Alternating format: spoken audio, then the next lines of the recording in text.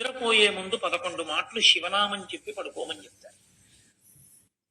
తెల్లవారి నిద్ర లేచేటప్పుడు మీరు పరమశివ భక్తులైనా సరే, మీ కులదేవత పార్వతీ పరమేశ్వరులైనా సరే, శివ శివ అంటూ లేవడాన్ని శాస్త్రం అంగీకరిస్తుంది. శాస్త్రమే. శివుడు కేశవుడు రెండని నేను అంటలేదు, కానీ దేని స్థితి దాందే. అంతే. నిద్ర లేచినప్పుడు మొట్టమొదట నోటి వెంట పైకి రావలసినటువంటి మాట ఏదో శాస్త్రమే నిర్ణయం చేసింది.